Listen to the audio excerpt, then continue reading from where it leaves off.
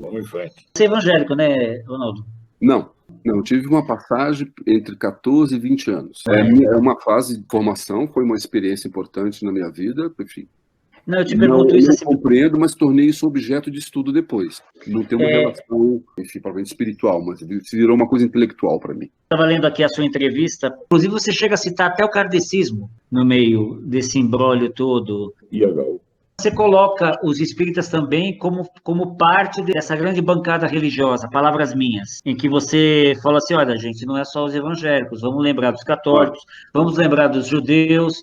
Mas por que a gente associa para a gente vem tão imediatamente a figura do evangélico, que nem o Amir falou e que você ponderou, né, argumentou em cima da questão do estereótipo, por que a gente traz essa imagem do evangélico, aquele cara sem muita profundidade política, muitas vezes sem muita instrução? Por que esse estereótipo se construiu tão fortemente no imaginário da sociedade brasileira não evangélica? Lembrando que você tem razão, o catolicismo está muito dissolvido, né? Me parece, às vezes, que o evangélico, a postura evangélica, nesse momento, às vezes, ela é mais assumida, ela é mais clara. Tanto se você concorda ou se você discorda, pelo menos ela é mais clara. Ela não deixa dúvidas a que veio. Em comparação, por exemplo, com a postura de um católico, que, enfim, é nesse sentido que eu estou falando. Não, eu acho que você pegou bem. Eu acho que ele declara muito mais a sua identidade, se define muito a partir daí, né? O que você é? Você começa a dizer, sou evangélico, a igreja, isso é comum, o que você fala, eu sou católico e vou à missa.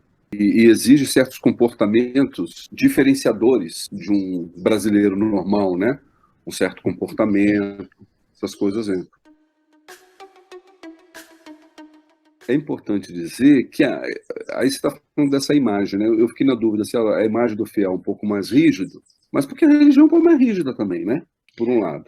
E, por outro lado, eu tenho uma definição de evangélico mais ou menos assim. Mas não é uma definição de evangélico, mas de percepção que as pessoas têm dos evangélicos no Brasil.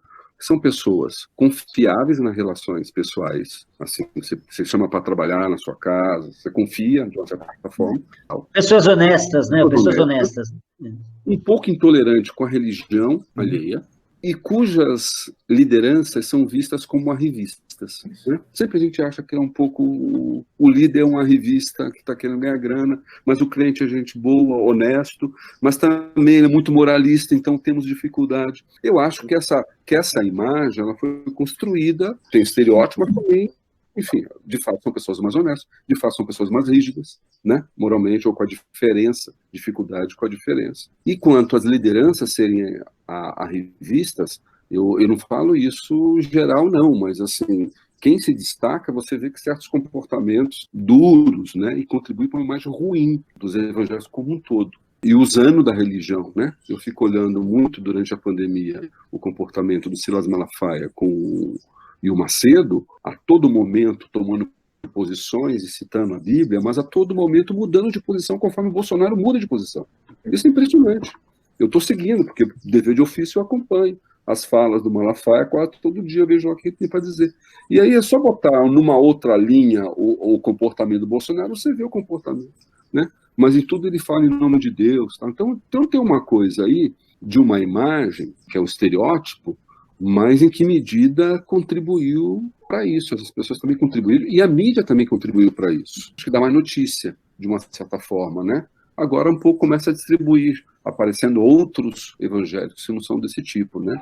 Mas eu acho que é importante, por isso que eu falei da visibilidade e protagonismo. Precisa criar outros nomes, né? Um pouco para as pessoas saberem, olha, tem diversidade, né? Tem conversa.